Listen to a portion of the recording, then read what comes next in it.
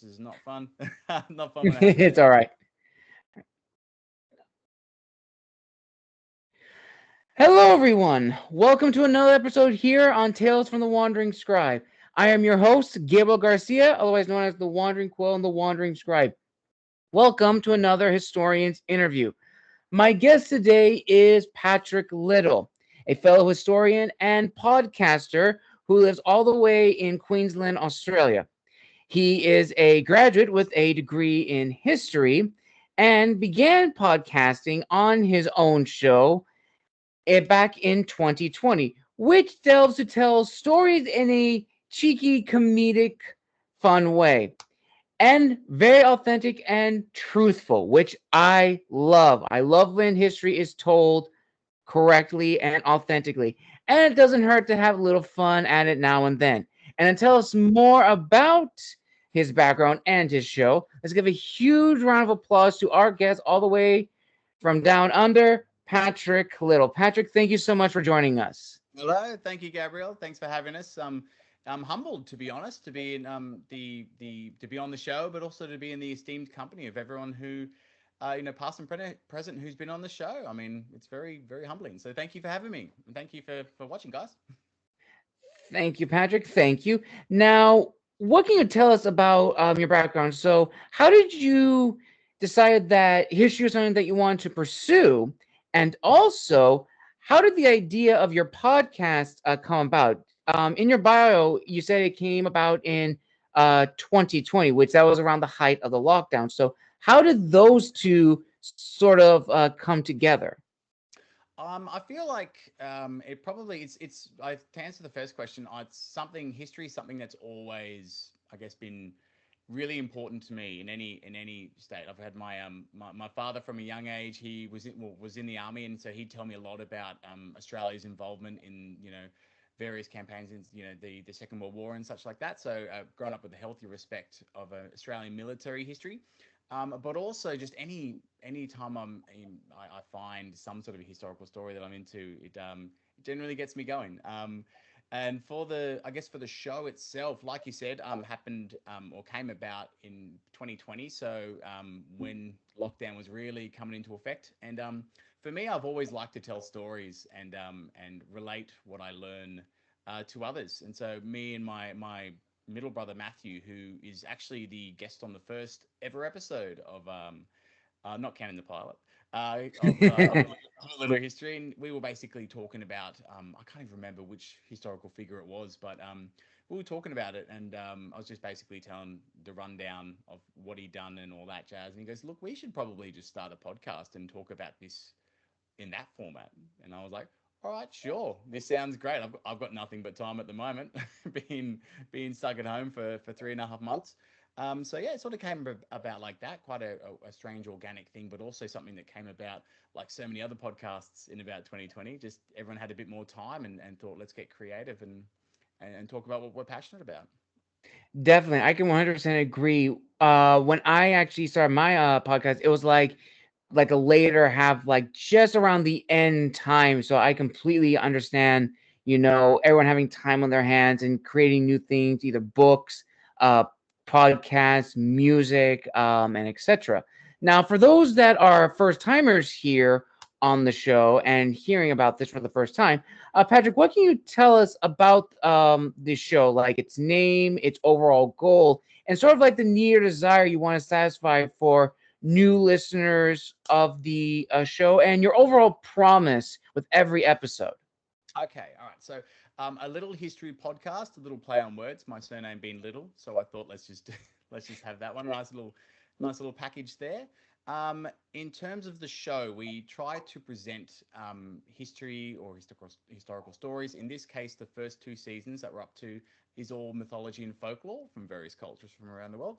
So it's about presenting those stories in a new light, something that's fun, something that's engaging, a little bit cheeky, with a lot of random segues, usually going down pop culture references as well as just absolute buffoonery. So just all that comes together to make a little history, just the strange experience that it is.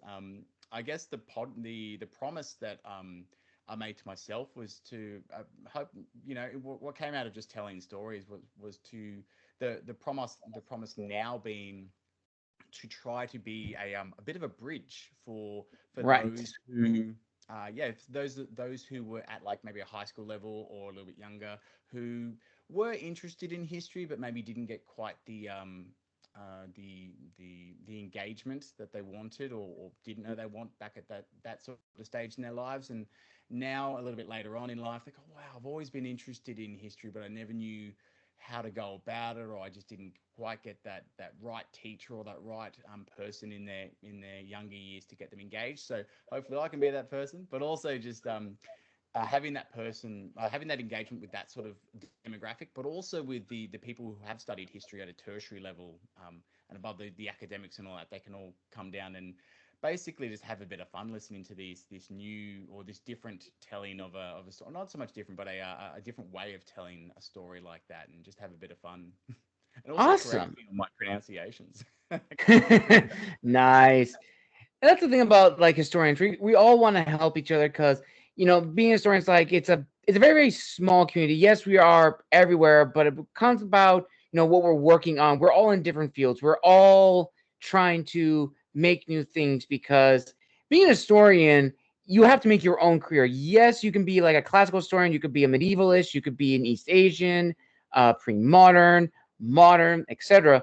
But being a historian, you kind of get to make your own career. You could be, independent article writer for magazines, uh, podcasting. It could be making videos like Armchair Historian, alternative history, and just to name a few. There's a whole bunch of other avenues for history lovers. And kind of on that topic of, creating content. So, Patrick, when you began this journey, what was sort of like the initial feedback like, especially when you pumped out your very, very first episode? As a little tangent, how many episodes are you at right now in the present? Cool. Okay, so we'll go reactions first. I guess people were really excited, but there are a lot of people who were sort of not surprised Oh, okay. that I did create one. I think they're probably I think maybe a little bit surprised at how long it took me to do it, because they go, this guy just loves talking history. I mean, I was the person in high school and afterwards that at parties people will be like, oh, ask Pat, he's the history guy. Even though I Oh, that's same. I know the yeah, feeling. that's it. It was great. People were like, oh, tell us about this. I'm like, well, I don't know all about it because you can't know all of history because it's a pretty big thing. Pretty big thing. Mm-hmm. But it's for a lot of people, they were like, wow, it's about time you kind of did something with that, where you can sort of blend all the things about my wacky personality and have it in something that comes out episodically. So that's Nice. yeah, so people were pretty much very excited by it, and just the feedback from a lot of first-time listeners who sort of were in the same boat as the younger that demographic we were talking about before, who were interested in history but didn't quite feel like they could engage with it back in the day, and they were like, "Wow, this is great." It's made me want to research more about this story or this topic, and that's a really good feeling when you feel like you can like you've helped somebody's history journey along. It's a really cool thing. Um, and sorry, what was the second part of the second question? I missed it Oh, pretty the quick. second part was like currently right now, like how many like episodes do you have like on your podcast as of now? Oh yeah, okay. So we've got 39 official episodes up now. Mm. Episode 39 was released, I think, about 3 weeks ago now. Release schedule is a little bit. It's not as on the clock as yourself, Gabrielle. I'm a little bit delayed with children and what they bring to the table. It was eat into daddy's podcast time. So we're 39 official episodes with about, I think it's 6 to 7 collaborative episodes, bonus content where we watch, myself and fellow podcasters watch or review movies, like ancient history movies, mainly mythology, like Clash of the Titans, and Oh, just nice. yeah, and just really what was the big one? Oh, I should remember. That's one of my episodes. Immortals. That's the one. Henry Cavill, the story of Henry Cavill. Oh, yes. I completely forgot about that movie. Yeah, a lot of people did. So did we. I think one of the guys in it, I think it was might have been Patrick from Cloak and Dagger podcast. We were like, oh, let's do the Immortals movie. He's like, what? What was that? And I go, "Lee, let's get tucked in and we'll have a look at it and see what's there. So yeah, we're looking at a bit over 50, 52 plus hours of podcasting fun on the show. So that's yeah. So we've got a bit going and still a lot to come as well. So that's Wow. That's actually pretty cool. And kind of leaning on to what you said about your promise, looking back now at all the episodes you made, do you feel that your promise has been validated from the response? And as an added bonus, what has probably been the most listened to episode or episodes of your podcast? I feel like okay, so the promise being validated, I feel like I have validated it. I think I when I started it, I had a mind to not just talk about the story, but really research it and tell when it comes to mythology, folklore, as well as history, and there's some elements Hmm. of it for sure.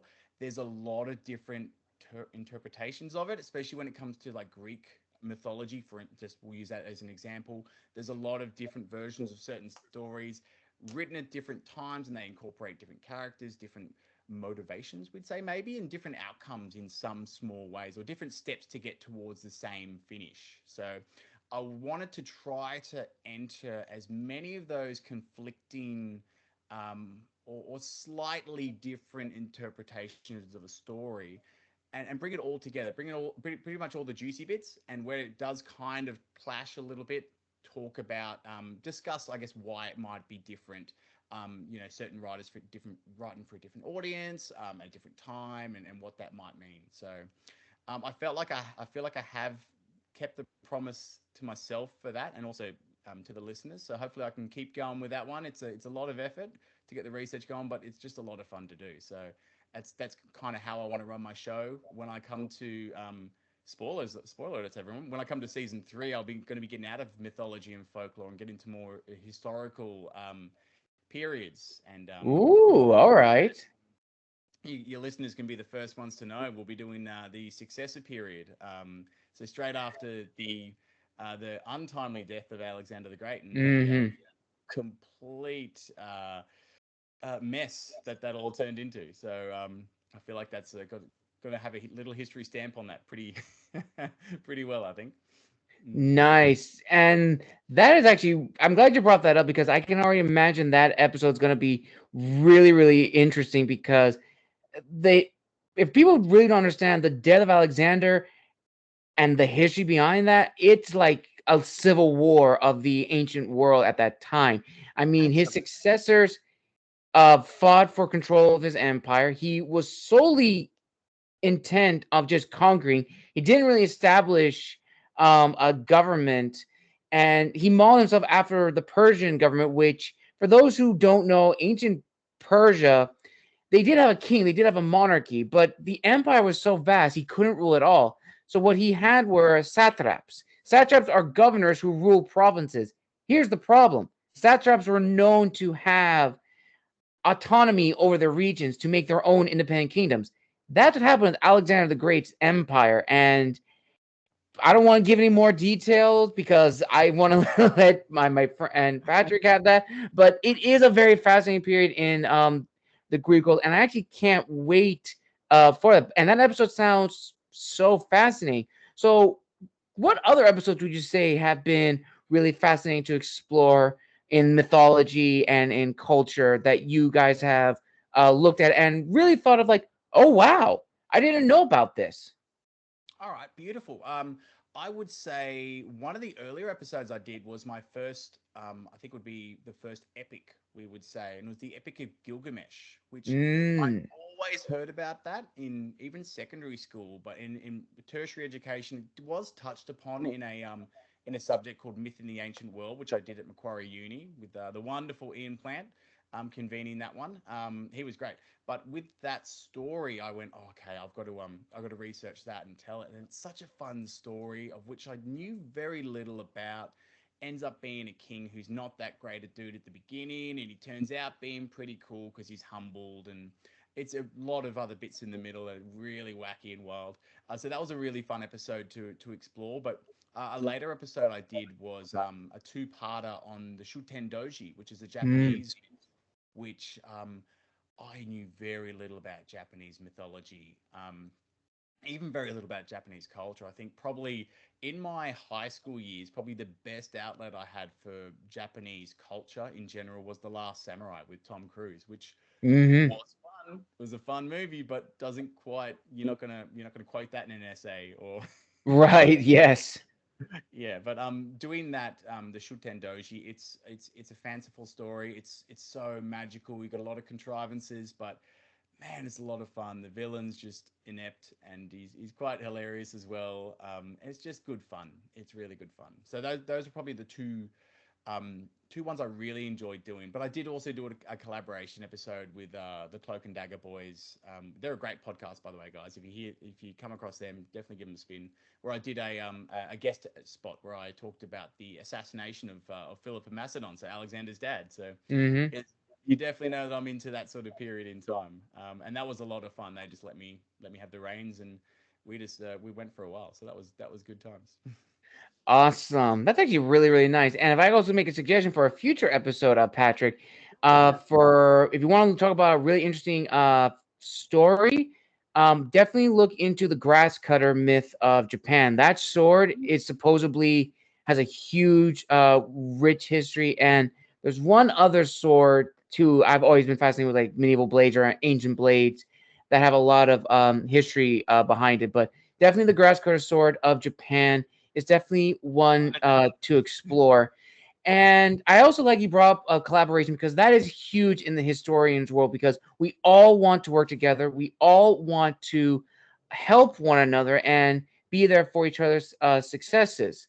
Absolutely. And I think that's important because, and now I'm going to go more so into the business side of the podcasting side, which is being an author, being a podcaster, being like an historian in any field. It's a lot of work, and especially in this industry, being a podcaster, it's a very lonely work. Yeah. You create hours and hours of content. You don't know if it's going to resonate with the audience, and you may not get a lot of viewership. And that is a deflating moment because you're passionate about this. And I can tell that you're very passionate about this podcast and telling these stories and sharing it with everyone and bringing people back to the world of history and making people fall in love with these ancient stories. So, for you, Patrick, what has disciplined you and continues to discipline you to create more episodes, to do this incredible thing?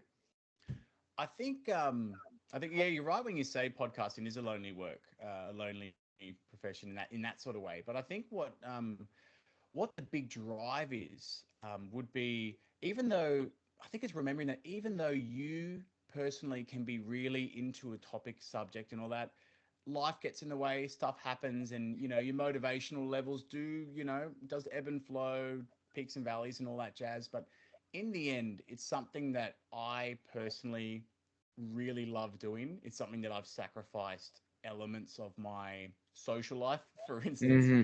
Um, but now I get to have all my internet friends, so that's a plus. But it's in the end, it's something that if I didn't do it, it wouldn't get done. So Mm. that's sort of the thing. I could be like, oh, I really like doing it. I really like this episode. There's times where on the back end of editing an episode, which spoiler alert for anybody looking to start a podcast, that's where the hours go into when you're editing stuff, Yes. especially mine where I've got all those silly sound effects that I record over it and all that. It's yeah, there's a lot of time in editing. So there's times when you're in the depth of editing where you're like, man, I do not want to be doing this on a Friday night. But in the end, it's something that I'm passionate about, and if I didn't do it, then it wouldn't get done, and I'd have no one to blame but myself. So yeah, I'm gonna keep Definitely. doing it. Yeah, and it is true because I like what you said. If it doesn't get done, then it will never get done. You have to keep doing it. If this is something that you love, then you have to do it. And I remember one person said this. I don't know who exactly said it, but one person said, I want you to see where you are going to be in your life in this career of yours or this passion of yours and see the person doing it. and see the benefits and see the struggles. And if you can honestly say that you're going to do that, have the same struggles, maybe not the don't worry, this won't be in the final cut. I promise. No, Okay. no, I thought when you were doing the intro and then you see the books fall down from the top of the shelf, I was like, oh god, everything's happening today. Oh no, no, no. What's And happening? oh what was I was asking something before and I lost my train of thought. It's basically about what is the big motivator or driver. Yes, yes. Yeah, And you did bring up like saying about, struggles and everything, that if you believe that this is the field that you want to go to pursue your passion or show your passion, then do it. Go for it. But know absolutely. that these are things that are with it, with podcasting, especially the long hours of edits. Everything is probably not going to work, or there may be some technical issues in the case right now, but that's beside the point. But there are going to be some hurdles in any field that you go to show your passion, and you have to accept that. And if you do, you'll absolutely be fine. 100% agree. Yes. And now, kind of going on to the fun side of the interview. So, Patrick, you said before that you do a lot of research, a lot of research to creating your scripts in your episodes. So, what historians would you say do you research to really fine tune and tweak the history? And also, as an added bonus, what professors of history have really been role models for you in a discussion of history? Because I definitely feel that's a huge aspect for any historians. It's not so much knowing history, but it's how one presents history. Absolutely, yeah, yeah. For me, especially with the mythology and folklore side of things, especially with some of the Russian and Slavic folklore, you can be really restricted on what you can find. So I have Hmm. been prowling my university's library online. The online databases that you can find are amazing for what you can find in terms of dissecting a work and how that relates to a certain culture. Super relevant for that. So I usually go for that and have been tapping into a lot of my old because on my old mythology or myth in the ancient world unit in uni. I've been tailing that book by Ian Plant because he's great with that and he discusses it really well. In terms of historians that kind of resonate with me, I think I remember one of my earliest ones would have been John Romer, the Egyptologist from I think it's about the 70s and 80s. I think he was Okay. that stuff, and I'm not sure if a bunch because Egyptology is not my field, but I found I think he might have been debunked on a few things or not, or new research and all that. But the way he presented Egypt as a society, he brought along a lot more of the humane Mm. aspects, the everyday life duties of the average Egyptian, as well as what the pharaohs are doing at that time. So that really resonated with me because when I grew up, it was all like like what we said, either in this recording or the one that's gone to the podcast gods.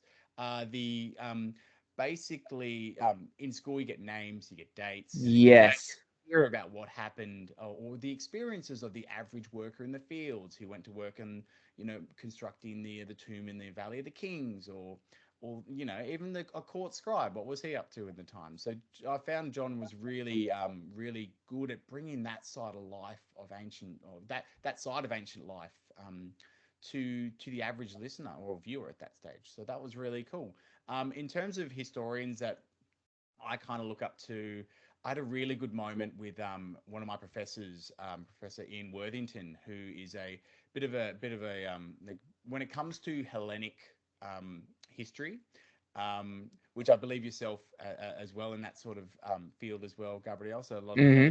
Hellenistic age and all that. He's done a lot of research on Alexander the Great, Philip of Macedon, the basically classical Greece into the Hellenistic period. So he was my mentor for my research paper for my capstone unit, and he was really. I mean, I've read his work before, and it was really he was really great because you could tell he's really like every historian and every teacher I've spoken about, either in this episode or the one that's to the podcast gods. They're so into what they're talking about, and there's so much enthusiasm and just deep Yes. knowledge as well. And he was really good, as you can tell, and the listeners can tell. I do like to ramble sometimes and go talking, so that's kind of how I am with my research as well. So with this research paper, we were able to choose the topic and the question. So that was double trouble for me because I was like, I want to talk about everything to do with the Hellenistic Ooh, period. okay. And I think the paper itself was about 5,000 words. So Ian was like, actually, let's narrow that down because I wanted to talk about how various successor rulers in the basically the line straight after Alexander's death, how I wanted to discuss how it was they came about um, assuming, stop pretending to be Alexander per se, and carry the role, or wear the mantle of kingship in their own right. And my question to myself was, when did Ptolemy one, who he took over Egypt, for those who didn't know, he's when my question was, at what point did he start doing all the things that a ruler does and kind of see himself as a king or pharaoh, Right. um, in relation to when he officially put on the diadem, or put on the crown, so to speak. Right. So he was Ian was a really good focuser for me, because I was like, I wanted to talk about three or four of the rulers there, and he goes, look, that's a really great idea for a book, but if you're going to write a research paper, you really got to narrow it down to one of those rulers, and you can really flesh it out. And yeah, he really helped to sort of just, I guess, focus me a little bit more on my what I wanted to study, or how I wanted to go about answering my question. And it was a really successful paper. So and it's really great. I just love reading his works, and I love the way he approaches it as well. So yeah. Awesome. That's actually just like one of my old professors at university as well. Professor Campbell, who was my classical teacher, he taught Roman history, Greek history, and he was awesome. He had no filter when it came to talking about the Romans. It's like, the Romans were this, everything you know is wrong, and he simply. I've had him like 3 times during my year or 2 years in university for my master's degree in history, and I learned so much from him. I learned about the late antiquities period, the Roman Republic era, and almost just like you, like I had to do a paper on a topic in question, and it was actually on the successor states and what does it mean for when an empire collapses.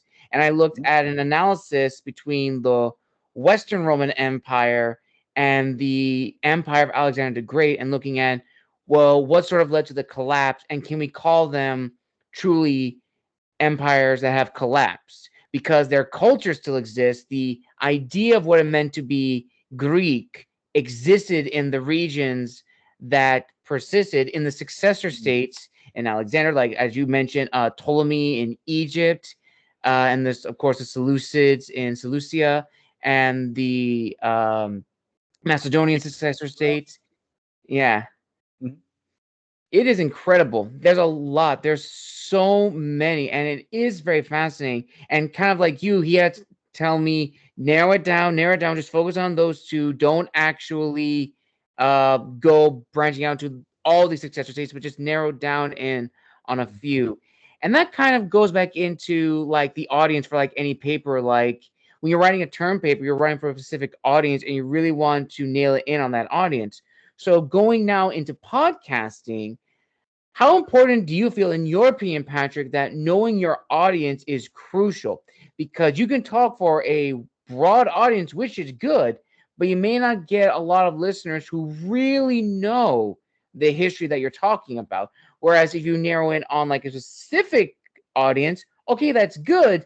But you kind of pigeonholed yourself into like a niche category. Like you're only talking about Greek mythology, Greek folklore, as opposed to just folklore and mythology in a broad sense in the ancient world?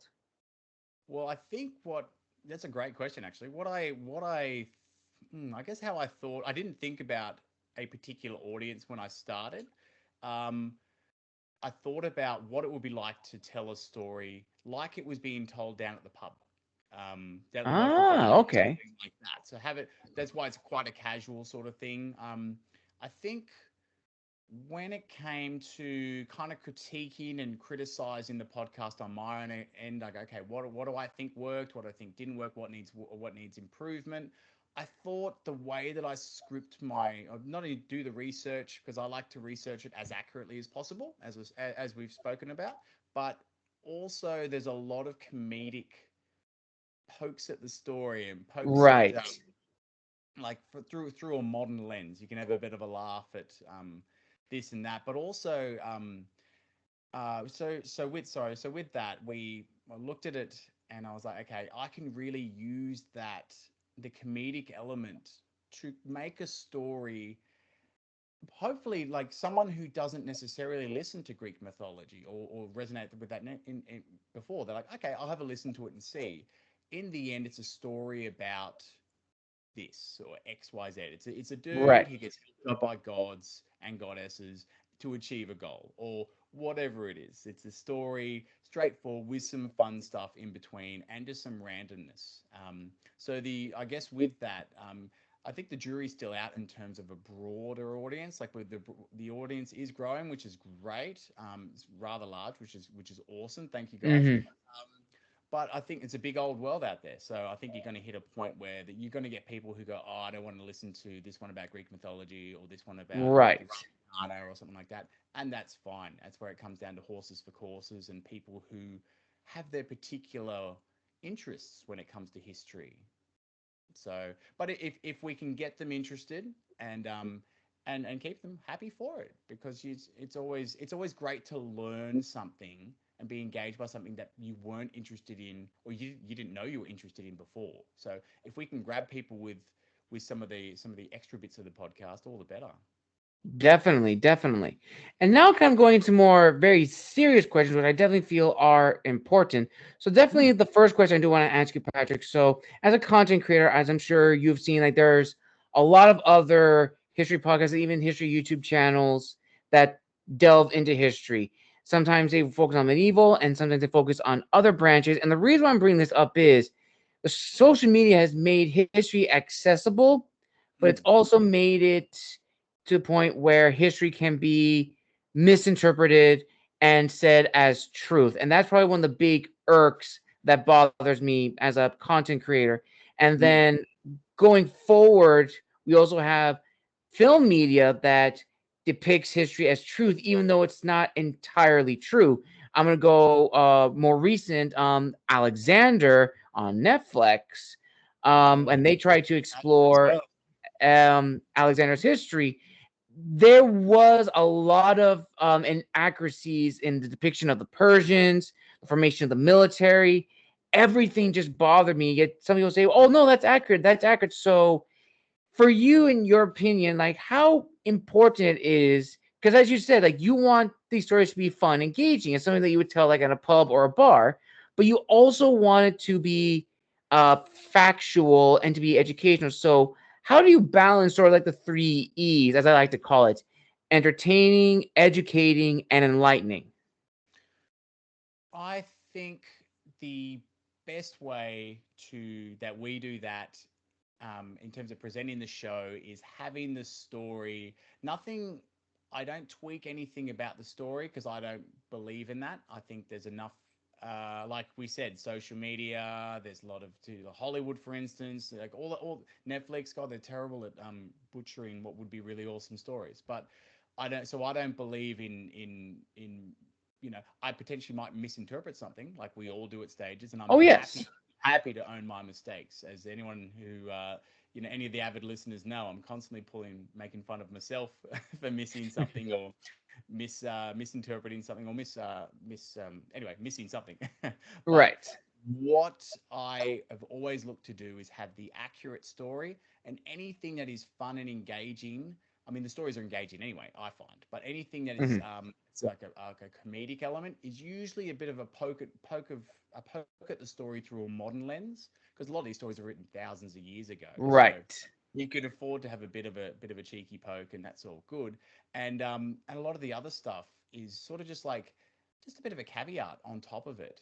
That's a little bit more engaging. Like a lot of the silly sound bites I do is something that often doesn't have anything to do with or it does have something to do with the story, but it doesn't take away from the story in any way. It's just a little bit of an enhancement. So I'd like to think that all the funny bits that we do to that and all the extra engaging bits are sort of a bit of a byproduct to go with, or a bit of a side dish, we'll say, to go with the main story. Hmm. Yeah. Definitely. And I absolutely agree with 100% everything that you said, which then kind of leads into probably another serious question, but I think it's definitely one to discuss, which is, the establishment of one's platform in the digital world. And I bring this up because I always ask my authors this question and historians this question, who are fellow content creators, which is whenever we create something, we spend hours and hours of research, or even may take years to create something. In the case of being an author, you may write a book that you've spent hours on, money on edits and everything, and you present it to the digital stage, and there's a 50-50 chance that book is not going to be the one that people remember you for. And that kind of can be deflating, but down the road, you make more books, you improve your word as an author, and your seventh book is what people know you for, and you can actually show them uh, that this is my growth. And the reason why I bring this up for podcasters is almost the same thing. We create episodes and episodes, hours and hours of content, edit them. And when we just start out, when we send that video, we promote it on social media, there's always that lingering down of almost like imposter syndrome. Like, what am I doing? Am I actually doing this? And having this doubt in the back of our mind that um, it's not going to be this, it's not going to be that. And unfortunately, sometimes that is the case. But persevering and keep going through, we see that. So for you, Patrick, how important it is for you, in your opinion, that understanding that there may be a chance that your first episode is really not going to possibly hit with the audience in mind, or at least a vast number of audiences, but you shouldn't use that to deter you in your passion. You should just keep going. And sort of like onto that, what has allowed you to keep going? Like, what is your why? Like, why do you feel that doing this show is important? All right. So to go about the first thing you touched on, I think it would be incredibly what would you say? Incredibly naive to think, for myself anyway, the first episode I ever put out would be a banger, like just straight top of the charts, because I'm not known in the digital world. And like that, it's not going to be like an actor who comes out and his or her very first movie is an absolute blockbuster, because you gotta have time in the field for that. So I think if Right. you to feel down about if first episode doesn't go great. I think with my first episode, I think I had in my first week of downloads, I think it was 64 downloads for that first episode. Not And bad. for me, I was like, hooray! No one knows me online. This is awesome, because if one person listens, I'm happy. But if anybody feels down, I think this is a thing we can answer to the wider audience. If anybody feels down about starting something up and having their first thing, whether or not it be a short movie, podcast, a book, not received super well. If you've enjoyed doing it and you got a goal in mind, keep pushing. That's kind of yeah. I think you'd be pretty hard on yourself to be hard on yourself straight up off a thing like that. And sorry, what was the second part of the question there, Gabriel? Was that the help me? Oh, the sorry, you kind of already answered it too, but the second part was for you, Patrick. What has pushed you to keep going? Like, what Oh, has, yes. yeah, what has allowed you to keep going? Not allowed you to say, but what has Oh disciplined you to no, keep going? yeah, I think you're right when you say in a way it allows you as well, because when it comes anybody who's creating any sort of content, they could be writing a book, writing a thesis, we're creating a podcast, doing a short film. If you're the one who's producing it, who's creating it, if it doesn't get done, then if you don't do it, then it doesn't get done. That's the main thing. If it's something that you're into, something you're really passionate about, But, as it does with a lot of things, life gets in the way. So you may not be as enthusiastic about doing some element of it at some point. Nobody likes editing, or at least some stages of editing. It can be really grueling. So you'll find stages where you feel really just like, oh man, I can't believe I'm recording this 2 hour episode on a Friday night. Why am I doing this to myself? But like I said, if you don't do it, it won't get done. So, and it's something that I'm really passionate about. So, and doing it and releasing it, it's a really gratifying thing. Even like from the first episode to the 39th episode. I mean, if it every time I release it, I feel like, in a way, I feel like I've released an essay at uni where you just go, whoo, that's done. It's in the can, and now it's up and about. And if people will respond to it, well, that's awesome. So it's the thrill of getting it out, getting something that you're passionate about, and having the drive to do it. Because if it doesn't get done by you, then it's not going to get done. So you've only got yourself to blame if you don't do it. Definitely. And I think also it's important to say, I think one of my guests actually said it good, that if you're passionate about something and you want to make this is that this is something that you would want in your life. If like if it was a book or an episode that you're making, make this for you as if you were the viewer, if you were the audience. Yes, it's good to create for an audience in mind, but we don't know the audience. They may like the same things or may not like the same things, but make it for you, because at the end of the day, this is something that you're passionate about. Is that something you kind of almost like agree with, Patrick, that if you're passionate about something, make it for yourself as if you wanted this growing up? 100%, Gabriel. It's something like, you would know this as well as a podcaster and a writer. You're the one who spends the most time with this content. So if Hmm. you can't bear this content, you probably shouldn't be making it. So the show was something that I wrote it. I wrote it, and every episode turns out differently. And it's usually something that I'm enjoy listening to, because, spoiler alert, like, we're the ones that need to be on the back end of it, going through it. And if I wasn't happy with something, then I probably wouldn't release it. But Right. yeah, I think in the end you've got to be passionate about it, and if you're passionate about it, write what you're into, like produce what you're into, because you're gonna have a lot more fun while doing it. Definitely. And also when you have a supportive group that really, really motivates you and that has your back, is your biggest cheerleader at your worst levels, because that also helps as well, which kind of leads into the last few questions of the interview before I get to the final one. So for you, Patrick, and this is a two-parter, who have been your biggest supporters in your journey as a content creator?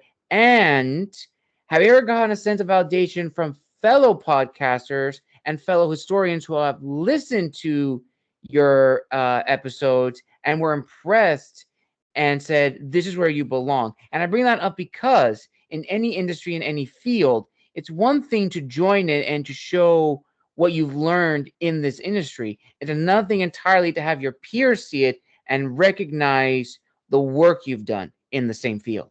Yeah, absolutely. Great questions. So in terms of the biggest fans, or best response, probably mum and dad. They're great, great listeners and all that. Getting they listen, they love it. But in all seriousness, probably one of my biggest fans would be my wife. My wife, Hmm. Greta, she's been super supportive. Allowed me to not neglect her and the kids, but definitely set time aside for doing my things. But I think when it comes to a lot of the early listeners that stick around, and even some of the more recent ones, the people who, when it comes to like biggest fans, like people who validate that promise that I made to myself and subconsciously to the viewers, of creating that bridge, of having a casual history fan find the show, enjoy it, and want to learn more, and also having the more established researcher come into it, be like, wow, that was pretty cool. That was a pretty fun way of looking at that topic. So I kind of, you get it from all sides if you do really well, and it's really just validating when people are hitting on what you at your core level you're trying to put out there for the show. So that's super fun. And in terms of biggest in terms of podcasters and also like Instagrammers and stuff like that, because I do a lot Hmm. of started getting into a lot of like TikTok reels, and no dances though, guys, no dances. Just some skits that are really silly. Although I did do a Motown singing about the hero Bellerophon. That's our most recent episode, where it's like a three-voice part about how he killed his brother and now he's in exile. So just some silly things to complement that. But when you get hearing from other podcasters, either on the socials and all that, they go, "Oh, that was really great" and all that. But in terms of I guess long-term podcast buddies, I've got to give a shout out to Cloak and Dagger podcast with Will Davis Coleman and Patrick Courtney. I mean, those guys, they do they started off doing a podcast about assassinations through history, which was really fun and good to tell. That's the one I collaborated on with Philip and Macedon, and then they went into talking about histories of cities and then they've gotten into that as well as random stories from history. And Mm. I mention them because not only do I think they're a really awesome podcast, but we came up, we sort of were born about the same time, and were giving each other thumbs up and all that really early on, and it's really followed each other and watching each other, how they rise, and they're always one of the first people to be like, to get on and be like, mate, that was a great episode.